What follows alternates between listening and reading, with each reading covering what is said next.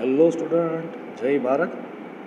In the previous class of the chapter number Work, Energy and Power, we have talked about collision mainly, and we came to the conclusion that collision can be classified into two categories: completely elastic collision, completely inelastic collision. In day-to-day life, in reality, in practical life, the collision are neither completely inelastic nor completely elastic. So we have discussed the special cases of elastic collision and inelastic collision in one dimension. We have obtained the equation of velocity after collision, as well as in the case of inelastic collision, we have discussed the loss of kinetic energy into internal energy. And in the case of elastic collision, we have obtained the equation of velocities of the object after collision by making use of law of conservation of kinetic energy and law of conservation of momentum. And also we have discussed the special cases. Today we are going to talk about the elastic collision in two dimension. So let me explain. Suppose student, here this is object of mass m2. This is object of mass m2 which is at rest, so its velocity is 0. This is mass m1 which is moving with velocity v1 vector, and it collides with a stationary object of mass m2. This is the collision. After collision, they are moving in a direction making angle theta 1 and theta 2 with the original direction. Let us say original direction of motion is along x-axis, and this is object of mass m1 and this is object of mass m2.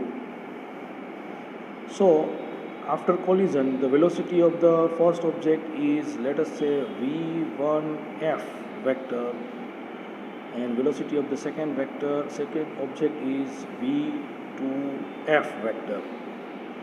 So student, if we consider the point of impact where they collide as origin, if this is our origin of Cartesian coordinate system and this is x-axis and y-axis respectively, then we can find out the components of the vector. So this v1f vector is in the first quadrant. Correspondingly, it will have two components, one along x-axis, another along y-axis. And you know it very well, along x-axis, you know it very well, v1fx is equal to v1f cos theta 1. Similarly, v1fy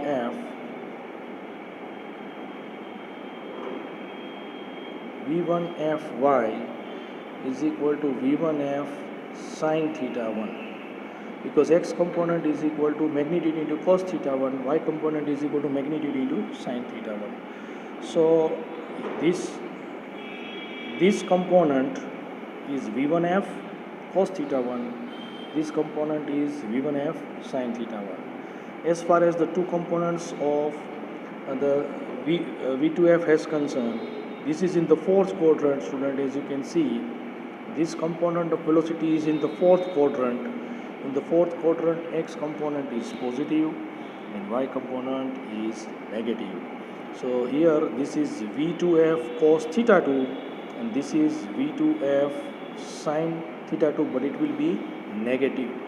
The same thing I am going to explain from the figure. As you can see, student, here this is the object of mass m2, initial velocity is 0. This is object of mass m1. It is written in a bold face type, so it is a vector, v1I vector is there, and it is moving and colliding with the stationary object, and after the collision they are flying off in a direction making angle theta 1 and theta 2 with the original direction of the motion can be considered as coinciding with the x-axis, and this point of impact can be considered as coinciding with the origin. So this is obviously y-axis. This is y-axis. So student, here there are four unknown quantities. One is v1f, here it is v2f, theta 1 and theta 2. unlike the one-dimensional case in which there were only two unknown quantities, V1f and V2f, but here there are four unknown quantities, V1f, V2f, theta 1, theta 2. So you should have at least four equations involving all those four unknown quantities. So by solving the four equations, as far as the mathematics is concerned, you can get the unknown quantities, the equations for the unknown quantities in terms of the known quantities. So as I have already explained these components, this effectiveness is V1f cos theta 1 and this effectiveness is V2f cos theta 2. Similarly, this effectiveness is V1f sin theta 1, this effectiveness is V2f sin theta 2, but it is in the fourth quadrant, and as you can see both of them are in the opposite direction, so there will be the subtraction of V1f sin theta 1 and V2f sin theta 2, while there will be the addition of V1f cos theta 1 with V2f sin cos theta 2 as they are in the same direction. Okay, so let us start how we can solve this by making use of law of conservation of momentum and law of conservation of kinetic energy.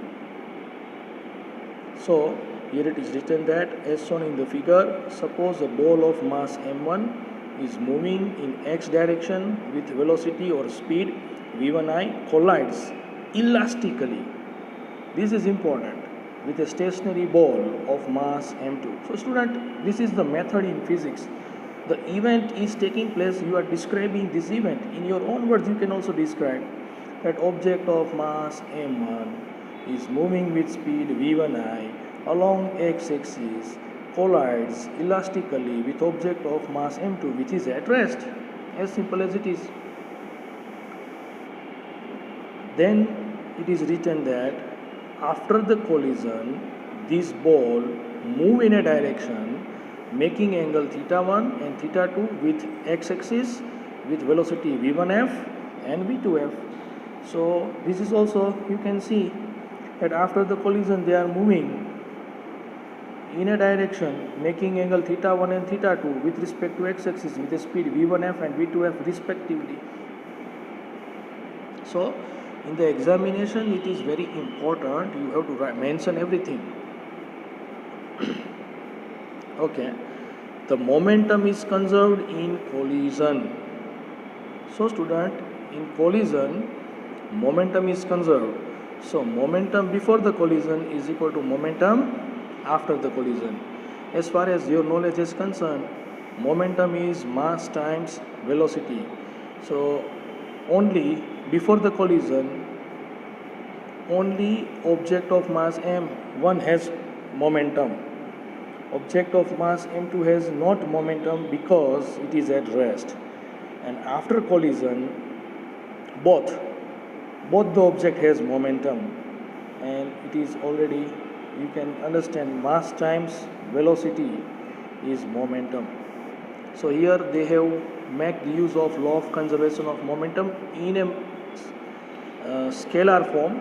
So total initial momentum is m1 v1I and total final momentum is m1 v1f plus m2 v2f. This is equation number 1.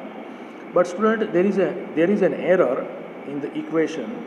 They must have given here vector form. m1 v1, this is an error, you should correct it, rectify it. m1 v1 vector is equal to m1 v1f vector plus m2 v2f vector. So let me show you somewhere else, because it is a vector quantity, so one must have to mention vector.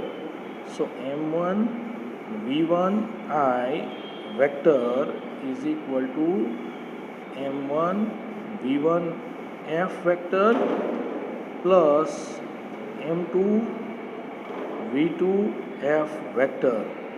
Now student, this is a vector relationship. So because this is a vector relationship, now you can compare the x component of the equation with the x component of the left hand side with the x component of right hand side. and y component of the equation with the y component of right hand side, student. So we will represent here it is written that since the collision is elastic here, okay, this is the equation. The error is here, this should be arrow vector taking the x component of the momentum. So x component of the v1 is, because it is making angle 0 degree with the x-axis, so x component of momentum is v1 I x cos 0. Cos 0 is 1, so v1 I x. On the other hand, x component of v1f, x component of v1f is v1f cos theta 1, and x component of this is v2f cos theta 2 is the x component of v2f. So here what we will do, the first equation is here m1 v1i is equal to m1 v1f cos theta 1 plus m2 v2f cos theta 2, equation number 2.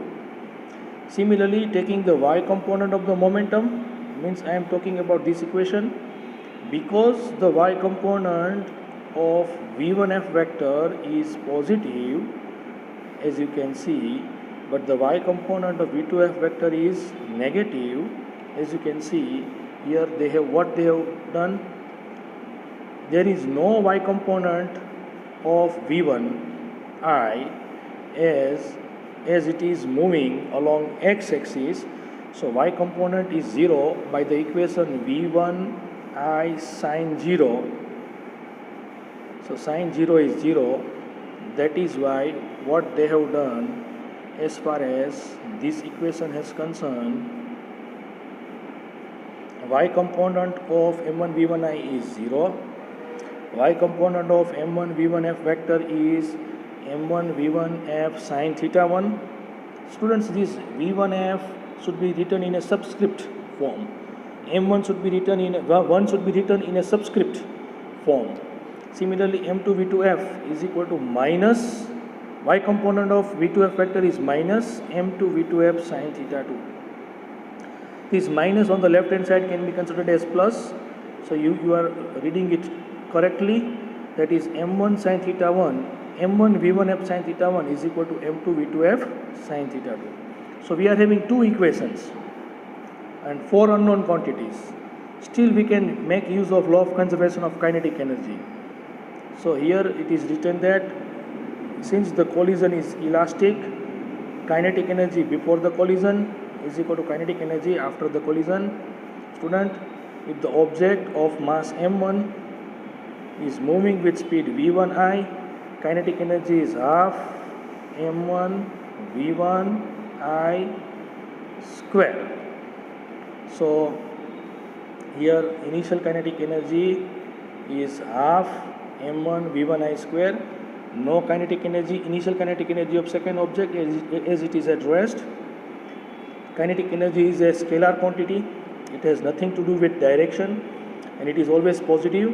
So kinetic energy after collision of the first object is half m1 v1f square plus half m2 v2f square, because kinetic energy of the second object is half m2 v2f square.